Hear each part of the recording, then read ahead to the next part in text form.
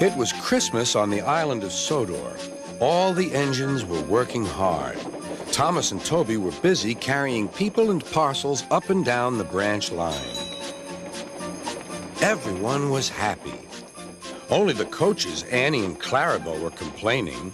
"It's always the same before Christmas," they groaned. "We feel so full. We feel so full." "Oh, come on," said Thomas. "Where's your festive spirit?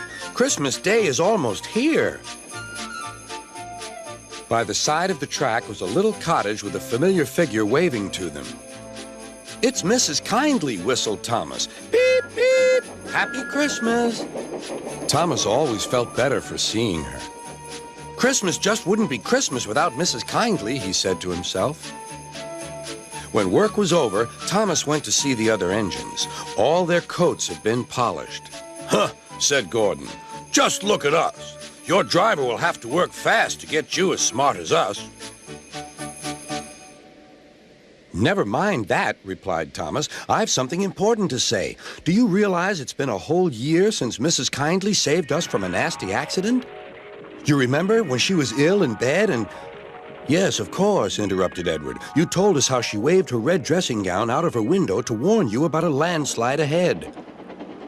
"And you and Toby gave her presents?" Percy joined in. "And Sir Topham Hatt sent her to the seaside to get better." "But," said the other engines, "the rest of us never thanked her properly." "Exactly," said Thomas. "So now I think we should all give her a special Christmas party." Everyone was getting very excited, and the drivers felt sure that Sir Topham Hatt would agree, as indeed he did.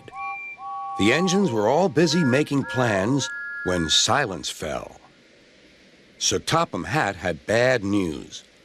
"The weather's changed badly. Mrs. Kindly is snowed up. Toby says he'll help to rescue her. You must help too, Thomas. There's no party unless you do." Thomas hated snow, but he said bravely, "I'll try, sir. We must rescue her. We must." "There's a good engine. You and Toby will manage splendidly." Thomas charged the snowdrifts fiercely. Sometimes he swept them aside, sometimes they stuck fast, and the men had to loosen them.